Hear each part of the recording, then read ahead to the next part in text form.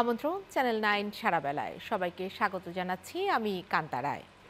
কারো দলীয় স্বার্থ বাস্তবায়ন করা সরকারের কাজ নয় বলে মন্তব্য করেছেন বিএনপির ভারপ্রাপ্ত চেয়ারম্যান তারেক রহমান। শনিবার হিন্দু প্রতিনিধি সম্মেলনে তিনি কথা বলেন। এ সময় আরও বলেন, নোট অব ডিসেন্টের মাধ্যমে ঐক্যমতে পৌঁছানোকে সভ্য গণতান্ত্রিক পথ মনে করে বিএনপি। এ সময় তারেক রহমান বলেন, ফ্যাসিবাদের গুপ্তবাহিনীকে রুখতে মাঠে থাকবে বিএনপি। জনগণের প্রতি দায়বদ্ধ, জনগণের কাছে জবাবদিহিমূলক একটি গণতান্ত্রিক সরকার প্রতিষ্ঠাই বর্তমান অন্তর্বর্তীকালীন সরকারের অন্যতম প্রধান কর্তব্য। অবশ্যই কারো দলীয় স্বার্থ বাস্তবায়ন করা এই সরকারের কাজ নয় এবং এ কারণেই বিএনপি এই সরকারের প্রতি কোন রকম চাপ প্রয়োগ করার পরিবর্তে বরং ভিন্ন মতের জায়গাগুলোতে নোট অফ ডিসেন্ট এটাকেই বিএনপি ডিসেন্ট ওয়ে বলে মনে করে।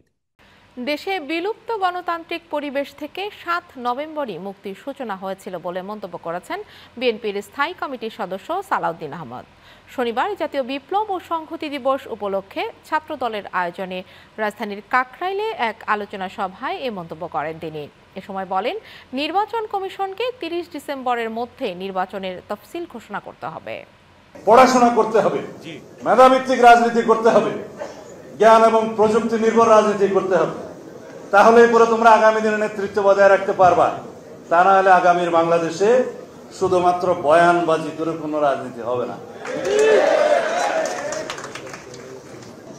নির্বাচন কমিশনকে যেভাবে অনুরোধ করেছেন আগামী ফেব্রুয়ারির প্রথমার্ধে বাংলাদেশের জাতীয় সংসদ নির্বাচন অনুষ্ঠানের জন্য সেটা বাস্তবায়নের লক্ষ্যে ডিসেম্বরের প্রথমার্ধেই আশা করি আপনারা তফসিল ঘোষণার জন্য নির্বাচন কমিশনকে আহ্বান জানাবেন। অবশ্য আপনাদের সরকারের আহ্বানের আর কোনো প্রয়োজন নাই। সংবিধানে গণভোট নেই, এই ইস্যুতে কথায় কথায় বড় দলগুলো রাস্তায় নামলে সংঘর্ষ হতে পারে বলে মন্তব্য করেছেন বিএনপির স্থায়ী কমিটির সদস্য আমির খসরু মাহমুদ চৌধুরী। শনিবার রাজধানীর একটি হোটেলে জনতার ইশতেহার শীর্ষক এক সংলাপে অংশ নিয়ে তিনি কথা বলেন।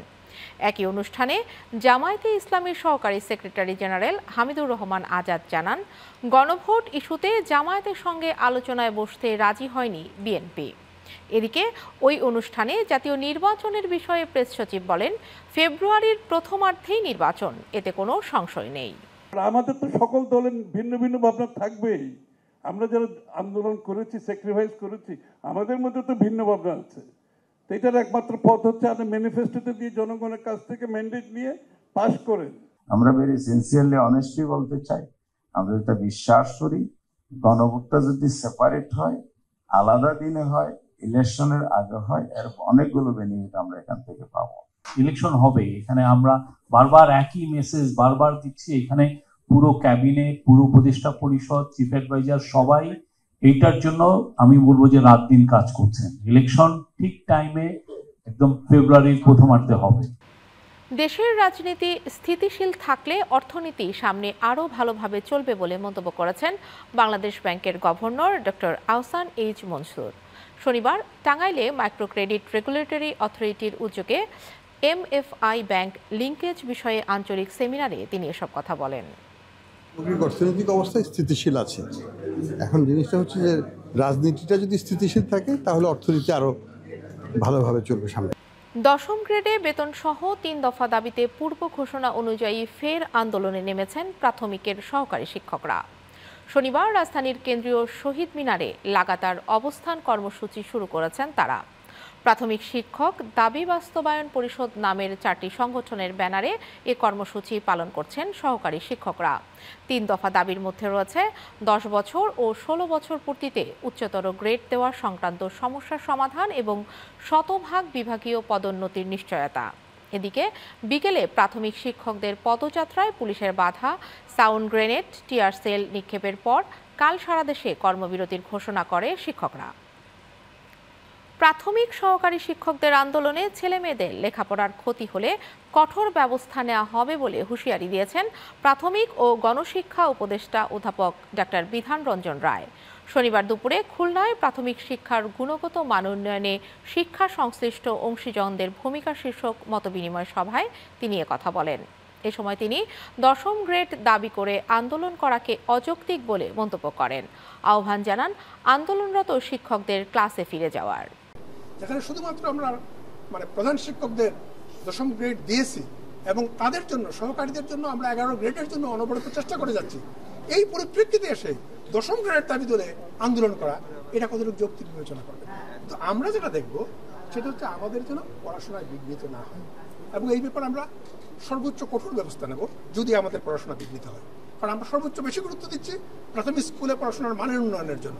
গাজীপুরের টঙ্গীর মিলগেট এলাকায় তুলার গুদামে ভয়াবহ অগ্নিকাণ্ডে পুড়ে গেছে 7টি তুলার গুদাম।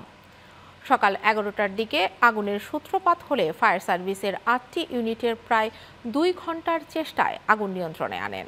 ফায়ার সার্ভিস ও স্থানীয়রা জানান টঙ্গীর মিলগেট এলাকায় টিন শেডের তৈরি একটি তুলার গুদামে আগুন লাগে। এ সময় স্থানীয়রা আগুন নেভানোর চেষ্টা করে ব্যর্থ হয়। পরে খবর দেওয়া হয় ফায়ার সার্ভিসকে। টঙ্গী ফায়ার সার্ভিসের স্টেশন অফিসার শাহিন আলম জানান তাৎক্ষণিক আগুনের সূত্রপাতের কারণ জানা যায়নি। সিলেটের পর্যটনকে ঘিরে তরুণদের উজ্জীবিত করতে তারুণ্যের উৎসব 2025 আয়োজন করা হয়েছে।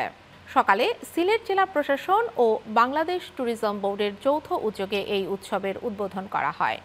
উৎসবের শুরুতে একটি সাইক্লিং প্রতিযোগিতা অনুষ্ঠিত হয়। এর পাশাপাশি শহর জুড়ে পরিষ্কার পরিচ্ছন্নতা অভিযান চালানো হয়। এ সময় সিলেট জেলা প্রশাসক সারোয়ার আলম সিলেটের পর্যটনকে বিশ্ব দরবারে আরও ভালোভাবে তুলে ধরার আহ্বান জানান। নির্বাচন কমিশন থেকে নিবন্ধন ও শাপলাকলি প্রতীক পাওয়ায় কুমিল্লার দেবিদ্বারে আনন্দ মিছিল করেছেন এনসিপির নেতাকর্মীরা। শনিবার দুপুরে ফুলগাছতলা থেকে আনন্দ মিছিলটি শুরু হয়ে প্রধান সড়ক প্রদক্ষিণ করে দেবিদ্বার রেয়াজউদ্দিন পাইলট উচ্চ বিদ্যালয় মাঠে শেষ হয়। আনন্দ মিছিলে জাতীয় নাগরিক পার্টির দেবিদ্বার উপজেলা পৌরসভা ও ইউনিয়ন পর্যায়ের বিপুল সংখ্যক নেতাকর্মী ও সমর্থকরা অংশ নেন। এ সময় গ্রাম শহর অলিগলি জিতবে এবার শাপলাকলি স্লোগানে মুখরিত হয়ে ওঠে পুরো এলাকা। সিলেটে নির্বাচন ও নারী শিশুর অধিকার বিষয়ক সেমিনার অনুষ্ঠিত হয়েছে। দুপুরে নগরীর দরগা গেট এলাকায় এই সেমিনারের আয়োজন করে নারী ও শিশু অধিকার ফোরাম। এতে সভাপতিত্ব করেন ফোরামের আহ্বায়ক ও বিএনপির স্থায়ী কমিটির সদস্য সেলিমা রহমান। এ সময় নিপুণ রায় চৌধুরীর সঞ্চালনায় সেমিনারে আসন্ন জাতীয় নির্বাচনে নারীর রাজনৈতিক অংশগ্রহণ, শিশুদের নিরাপত্তা এবং সামাজিক ন্যায়ের প্রশ্নে বিএনপির অবস্থান ও পরিকল্পনা তুলে ধরা হয়। সারা বেলায় আরও থাকছে এসএআরএম চট্টগ্রামের খবর।